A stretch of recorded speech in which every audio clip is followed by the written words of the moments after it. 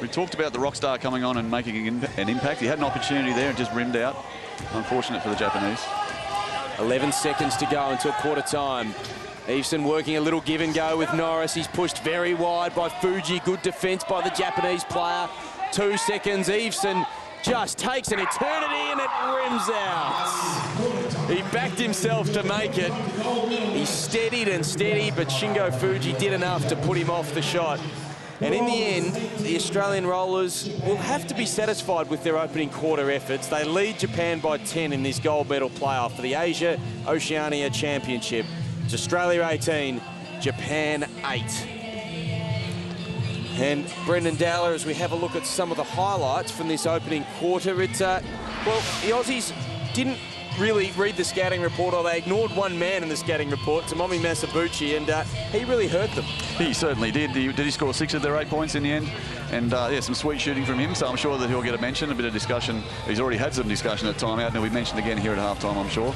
As will the big scoring guy, Ryo Fujimoto. They won't forget about him, because if you leave him alone, he can hurt you. The Aussies have really shut him down, haven't they? They've done a brilliant job at the defensive end. And there was Justin Everson going into everyone's lounge room there. But the boys under the basket there, the tall timber from Australia, they'll still go with that. It'll be interesting to see what lineup Coach Etheridge puts on the court here to start the second. If he thinks the game's out of or under control enough yet, or Billy Latham did come on at the end of the first quarter there. But and they actually met their defensive target there, 8 points, so they didn't go to double figures, the Japanese, so Australia met their targets. And the Australians have had 6 more field goal attempts, Brendan, and that is really a direct consequence of the second last line there, the turnovers. Yes, definitely. Yeah, turnovers, some of the key KPIs are all listed right there, actually, and Australia winning that one by a considerable margin. Well, speaking of winning by a considerable margin, that's what the Australians and the Japanese both did against the Kuwaitis. But as we said before, they're pretty happy and they're great. They're having a great time. And here is Mohamed Nazir with Olivia McGrath. Nazir, you've won your first match today. Congratulations. Thank you, and thank you for your country, for the games here. And the games for the basketball is my team. And now he's very good and very strong of the games, all the team. And Australia and from Japan, Korea, China. It's very good for me. So you've enjoyed the tournament? You've enjoyed the tournament this week? Yes, I am now is playing the finish game from Malaysia, and the Kuwait is the win for him. It's very good for him. Now, you're very passionate out on the court. You make a lot of gestures. Are you like that all the time? You're always very loud? Yeah, I like it. Yes, I like it. And do your teammates, are they used to you yelling and shouting? Maybe. Well, enjoy the rest of the match. Thank you very much. Thank you, and thank you for the television. Thank you. Nizar Mohammed, fantastic, a very happy man, which is good to see. A real character. He is a real character. He wasn't always out of the court. And as we see a bit of a chair tangle here, I think it's Bill Latham who's involved from Australia. Just haven't got a sight of the Japanese player, number 13, Miyajima. Yeah, the chairs have just come together there. I think Bill was obviously guarding there, and the push ring sort of squeezes in through as they're sort of pushing so hard against each other. This is sheer force. And then once they go through, they can't get them out. So occasionally there is a stoppage in play like this as two chairs come together and they just can't get them apart easily. Yeah, so Bill Latham there, just some running repairs to his chair. I think he's just about ready to go. Just making sure everything's sorted, strapping himself in, and Australia leading by 12. 20-8, we've gone 34 seconds in the second term. So Australia with 2 changes from their starting 5 in this quarter. It's Yannick Blair, little number 11 with the blonde hair, who gets the ball now, and also Bill Latham, who's number 5 down in the middle of the keyway. But Yannick Blair puts it down, the 17-year-old in his first tournament for the Australian Rollers. That will be a real confidence boost for him. Great look there from young Yannick. He's down there in D now doing the job as well. So both ends of the court from Yannick from Horsham. And a pushing foul called against Michael Hartner. Well, Brendan, we just spoke to Nizar Mohammed a minute ago, and you mentioned he's a real character. Well, we've just got some footage here of another real character, a former Australian player, this is actually some footage, just some vision out of one of the old, well, I think it was an old program. And yeah, that's number 11, Brendan Dowler. How old is that? With some significantly more hair than you've got now, Brendan. Brendan is a relative newcomer, but will continue and will be a player of the future for the 1995 National Wheelchair Basketball Championship. That is great research, great research. Whoever did that, look out. We can thank our stats man, Mark Slocum, for that. That is superb work, Mark. Good to see he did something on the way to Sydney yesterday as he went to cover the WNBL game as well. He's been working overtime, as so have the Australian Rollers. Mullets were in back then. Yeah, mullets must have been in. Well, Shawnee Russell still hasn't grown out of his mullet. He's only 22 years old, so he's got one of the new breed of mullets. We'll look forward to him, number 6 for Australia, taking the court a little bit later. Back to the action. Australia leading by 13. Shot from Miyajima. Just a little bit too strong off the iron. Eveson's got 5 points. The Aussies just grinding away and grinding away, making it very hard for the Japanese to score. Low percentage shots with their hand in their face. They come down the other end and they've got the good structure going here, some ball reversal, using the ball and looking for a good shot. Will they get it from Sean Norris? He's got 10 points already. Oh, good work from Eveson. That was brilliant. Fuji just should have perhaps just done another half a push, been a little bit more aggressive trying to collect that rebound. Now Hartnett buys Eveson some space. Skip past to Norris. Latham locks a couple of defenders away. It was brilliant team play from the Aussies. The basket won't count, though. There was strong Japanese defence there. Made the Aussies work. They really had to get the ball reversal. Shawnee had to take that first shot from outside, as we see the replay. This is where it started. Eveson tapping it away from Fuji. Yep, great play there. But the Japanese are making Australia work for it. Eveson has a break. And Brad Ness re-enters the match. Eveson's got 4 assists. As I mentioned, he's the leading assist giver or in the tournament. He's got almost 30 assists now in the tournament. It's Bill Latham collects what is now recorded as an assist to Sean Norris. It was a beautiful pass, and Latham's move was timed to perfection. Too big, too strong. Justin Eveson on the bench, but still got Brad Ness and Big Billy Latham out there taking care of business. Rolls down. There's Miyajima, collects 2 points. Just cancels out that Latham basket. Norris just cruising around, swivels his hips and gets a little bit of space. Able to get it out to Latham. Hartnett locks up Tocker in. Blair, 4 seconds, 3 seconds, 2 seconds on the shot clock. Norris with the prayer, it won't score. That's going to be a Japanese ball. Advantage will be paid. Miyajima gets it to Fuji. Can really dish out and assist this man. As we mentioned in the opening segment, he missed the match against Australia in the round-robin stage. We see a bit of stress and strain showing on the Australian coach's face. But there's Masabuchi, number 4 Fuji, was an all-star, selected in the All-Star 5 at the Rollers World Challenge in July, where some of the best players in the world were in attendance. And that's a big moment in the game, perhaps. That's the first basket for Ryo Fujimoto. It's an 11-point margin, but it's the first time he's had any time or space at the offensive end. Yeah, hopefully that's not the start of bigger things for him from an Australian perspective. But nice touch from Fuji. Here's Michael Hartnett with a shot. Yeah, Hartnett's 0 for 3. He won't be happy about that. The Japanese just let him shoot. It was really noticeable there. Yes, yeah, they've got to choose their targets, I suppose, and they're concentrating on the tall timber under the basket. Figure that's where the Aussies are strongest and are prepared to leave the lower classification players shoot from outside. 6 seconds on the shot clock, and again, a beautiful shot from the perimeter. Miyajima. That is something that the other teams, particularly Japan and Korea, have been really content to do, and that's shoot from outside and back themselves against the Australians. Yeah, they've got great skills, some of these Asian teams. Great passing, great shooting, very technically very sound. As Shawnee has looked from that same open area. Again, they even let Shawnee there. That's a little bit dicier, I think, from their perspective. But again, it came up trumps for the Japanese. They're slowly working their way back into this one, Darren. Well, they scored the last 6, Brendan, so the margin is back to just 9, and Fujimoto guarded by Ness. Gets some space, good help from Tokarine. probably deserve better. Japan will have another chance. Miyajima chases down the loose ball. There's 5 minutes until half-time. Fuji pushes hard into a gap, passes it off Fujimoto's head. Unfortunate because he had a cutter behind. Now in some space, a catch and shoot from Ryo Fujimoto. Here we go, Mount Fuji. He's lighting up. Is he going to erupt? They've scored the last 8 points in the game, rather, Japan. Aussie's just calming things down here. Who takes control now? Getting into their structure. We'd be looking for Shawnee Norris, but Captain Brad Ness has got the ball at the moment. As we see Shawnee cutting over the top, looking for an advantage. Yannick's going to have to shoot this. And he does. Misses. Big chance now for Japan. It's a 7-point game. They didn't trail by as much as 15. Oh, beautiful pass. Masabuchi into Fujimoto, if you don't mind. Japan have scored the last 10. But just a shrug of the shoulders from Australian coach Ben Ettridge. He's not panicking. Look at this.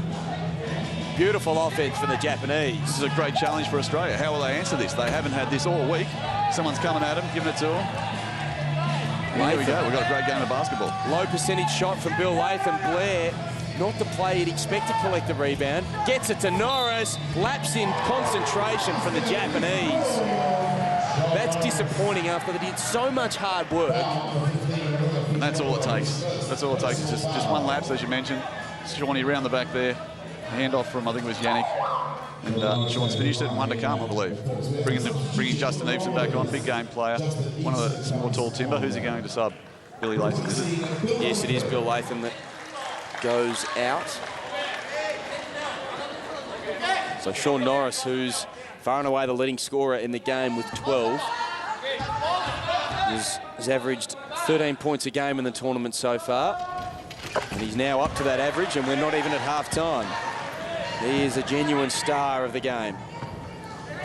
Yeah, world-class Sean Norris. Has been named in the World All-Star 5 the last World Championships. Back in 2006 when he was just 21 years of age. Incredible, isn't it? He's out there showing his wares today and leading this Australian team. Good pass again. Masabuchi into Miyajima. He was knocked out of his chair. And he'll go to the free throw line to shoot a couple. Hit by Brad Ness there, I believe. And Brad hit you. Stay here.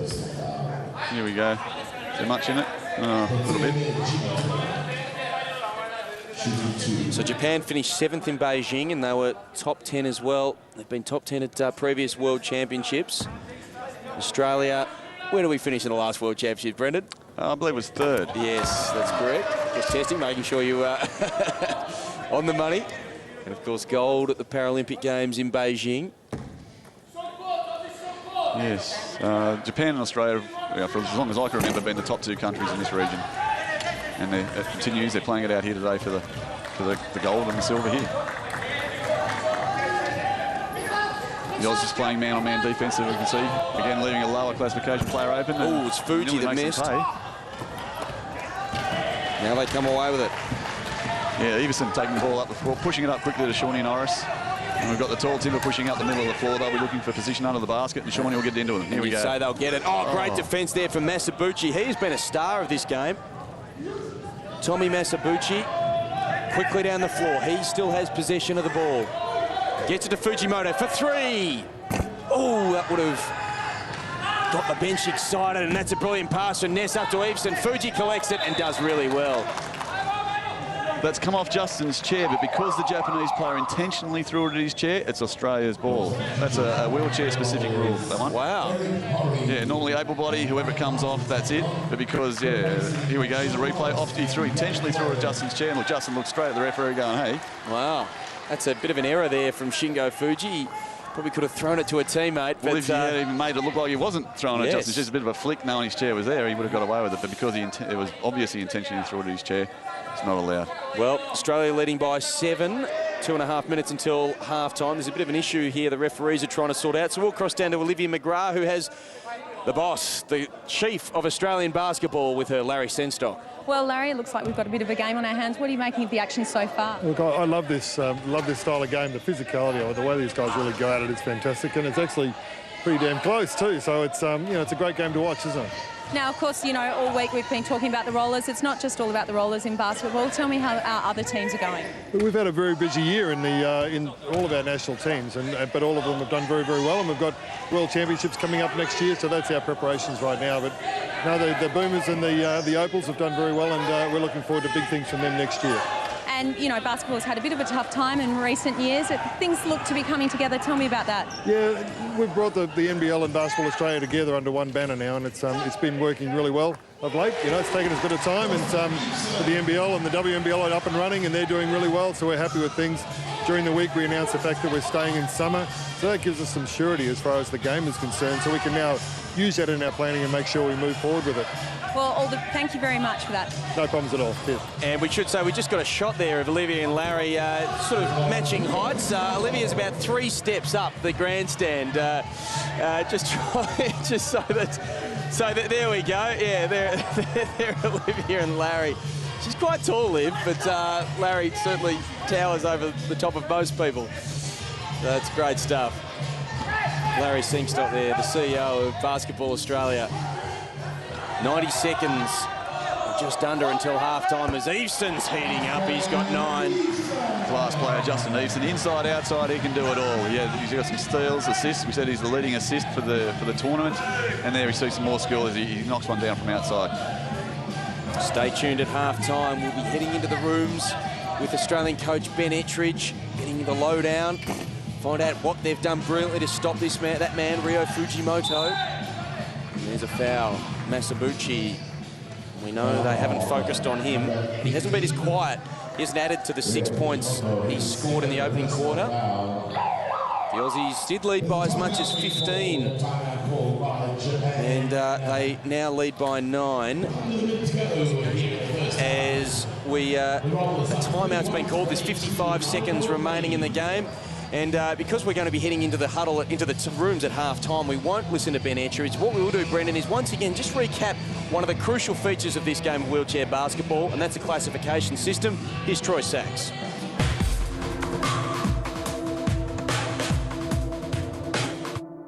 Brad Ness has come off and Justin Eveson's come on.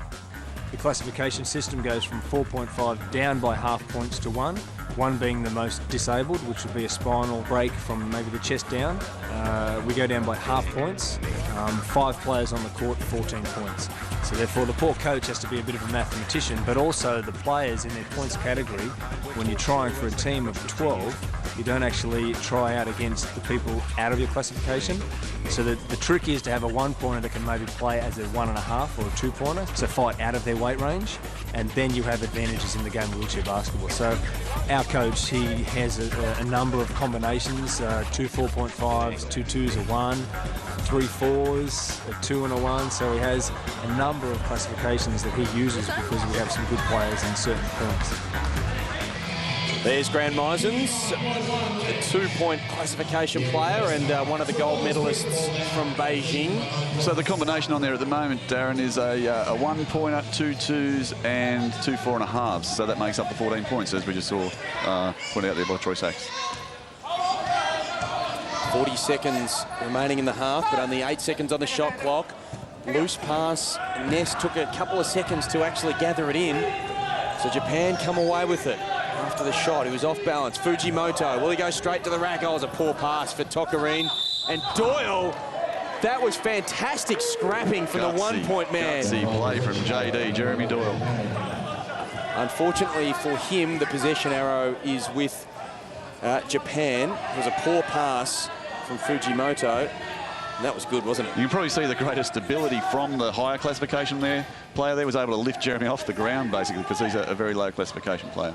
And a very strong man, Rio Fujimoto, as well. Boy, big boy. 11 seconds on the shot clock. Masabuchi fires for 3. It's a 6-point game. Will the Aussies be able to answer that going into half-time? They haven't got long to go. 6 seconds until half-time. What can Easton do? Good defence there from Fuji. No, he's been called for the foul. He can't believe it. Easton went on with the play and shot the basket, but it's been waved away. But that was a good foul from Japan because it means that Australia will get the ball from the side with just 1.2 seconds to go. The pass will have to be for Ness. or Eveson. Eveson with the prayer over his head. It was never likely to score. And so at half-time, the Rollers are really in a battle royale for this championship of the Asia-Oceania region. The Japanese have come back. They trailed by 10 points at quarter time. Now it's only 6. It's the first quarter the Australians have lost all week. And it's 31 Australia, 25 Japan at half-time. And I believe Olivia McGrath has the captain of the Australian Rollers standing by with her, and that's Brad Ness. Well, Brad, a very fast and physical game. Is this the kind of basketball you like to play? Yeah, this is more like it. We've waited a week for someone to race to the challenge. And how are the arms going? I mean, after a week of play, is it a bit of a struggle? No, we've got Joe Vale on our side, so we get to these games and credit to them that we're all fresh and ready to go. It'll be interesting to see whether Japan can push with us for 40 minutes. 6 points in it. Do you think you'll be making many changes? No, we've missed a few foul shots, and we're just getting in each other's way a little bit. I think in our returning in defence, we'll get it sorted and we'll get away with it. Well, all the best. Thanks very much. Yeah, thanks. Yes, Brad Ness pretty happy to have a game on his hands, and they certainly do. The Australian Rollers. It's Australia leading Japan at half-time by 31 points to 25. Don't go away. We'll have more action after the break. Hugh Fernley Whittingstall's opening the doors of his River Cottage again, celebrating all that's smashing about spring in a bursting with flavour new series. Artichokes. It's an indulgence. It's all you can eat when you grow fresh and seasonally. Anything soft or wrinkly is past its best. Welcome to the River Cottage Spring, Wednesdays 6:10 on ABC One. Ordinary people telling their extraordinary experience. It's a really dark place when something like this happens. Everyone underestimated the strength, the power of this fire. The personal stories of the Victorian bushfires, stories of survival and hope. The Black Saturday Fires, retold online at abc.net.au/Black Saturday. An enigma. When you cannot destroy an image, you start to fear it. A mystery. The most important image of Egypt, and we just cannot say who it was. A determined detective. We base our knowledge on facts, and the facts are here. One man is challenging the accepted history of the Sphinx. This is pure propaganda. The Sphinx Unmasked, 8:30 Tuesday, ABC One. What's the story? Beauty, intrigue and debate tomorrow. The river's gift of life has never run dry.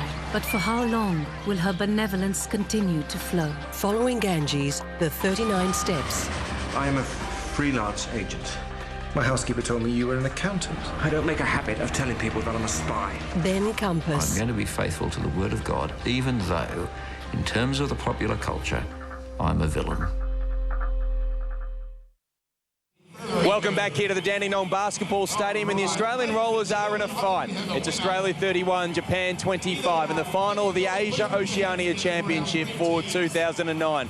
I'm Darren Boyd alongside Paralympic gold medalist Brendan Dowell. And Brendan, it is so good to see the Aussies challenged. It sure is, Darren. Were the Japanese toying with us the other day? Were they foxing? Not quite sure, but they left the guy at home. They said he was sick. Yeah. They've come out today. They're really showing some intensity. They didn't have this intensity the other day. It started off with, was it Masabuchi? And then Fujimoto. They both lit it up. And, this is a real game. Well, we will see some of the highlights here of the second quarter. And as I said just before the break, it is the first quarter of the entire week that the Australians have actually been outscored. Fujimoto eventually got going after being well held by the Australians. Yeah, he was the guy we expected to be doing big things to the Japanese, but originally it was Masabuchi. Stretched the defence of the Aussies, and that let big Rio Fujimoto get inside and get some touch. Well, what about the Australians? It really seems to have been only Sean Norris, I've done it again, who's been able to get in and score consistently, although Eveson did hit a couple of baskets late in the second. Yeah, two of the big names game players from Australia. They've come through and I'll be looking for them to finish off in the second half. That was a great three-point basket there by Tomomi Masabuchi to finish off the opening half of action here. We see the Australians, well, right at the top two lines there, Eveson and Norris have got 22 of Australia's 31 points, and that is not the balance that we've been used to throughout the tournament. No, the Japanese have definitely come out today with a lot more intensity, especially, well, obviously in defence. They're really making it difficult for the Aussies. That second quarter there particularly, we found the Aussies shooting more from outside and yeah, finding it very tough to score. A lot tougher than they have in previous games this week. Whilst for Japan, they are led by Tomomi Masabuchi, the first time into the tournament that somebody other than Ryo Fujimoto has been leading their scoring.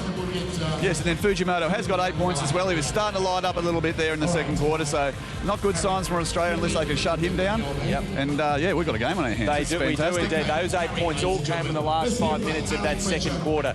We see the stats there, and well, they've had 9 fewer field goal attempts again, Japan, shooting it at a better percentage than Australia. If they can just look after the ball a little bit better, Brendan, they will continue to keep this close. Yes, yeah, the turnover count was 6-1 at one point, and now it's 7-3, so the Aussies have had another couple of turnovers. The Japanese seem to be controlling the ball just a little bit better now, so if they can continue that on, that'll go them well for the second half. All right, can they push with Australia for 40 minutes? We will wait and see. Well, Brendan, it has been a long week. There's been, as well as Australia and Japan, the Kuwaitis and Malaysians were here as well. Kuwait finished 5th. China and Korea were here also. And we mentioned during the call, Brendan, that they were fighting it out for 3rd spot in the final qualification berth for the World Championships next year. We've got some highlights of that match. Early in the week, the Koreans, who looked pretty impressive and gave Australia a real fight, they only lost to the Aussies by 31 points, but they put a real battle. They gave the Australians a real fight, as I said. They were favoured to defeat China in the playoff for 3rd. They certainly were, and China sure did take it to them. We see some highlights here. The Chinese have really improved. I know they got flogged at the Beijing Paralympics last year where they qualified purely on being the host nation. But you can see they've been in the gym, they've built themselves up, and it showed here today. Well, they never actually have qualified for a major international tournament by rights. They've only ever achieved that through being the host nation. And they came out and they actually led Korea early. They led them at quarter time. They trailed by 1 point at half-time and then only 1 point again at three-quarter time, and the Koreans were under a lot of pressure. Look, the Chinese will be disappointed they didn't qualify today, but they've got to take a lot out of this. That's a huge improvement from them, taking it to the Koreans there, and yeah, it went right down to the wire. It was a great game of basketball. In the end, it was Korea 70, China 68. One of the things, so Korea won the match. They've been awarded that 3rd qualification spot. And in the end, this man, Ding Hai, he ended up with 15 points. Number 6, Yang Lei for China had 23 points. Number 10 here, Cho Sung-hyun, had 22 points for Korea. He's been really impressive right throughout the tournament, hasn't he? All tournament, and especially against Australia as well. I think he got 3 out of 4 three-pointers there, and Australia they found it difficult to shut him down, so it's no wonder that the Chinese also struggled. This is the last play of the game, or the last 2 plays of the game here. As we said, it was very, very close. What will be the biggest thing that these two sides take out of the tournament, Brendan, as Korea builds to the World Championship next year and China builds to, obviously, future qualification for other events? Yeah, these two teams are a class below you because they're a tier below Australia and Japan at the moment. They will obviously struggle when they do get to the World Championships, Korea.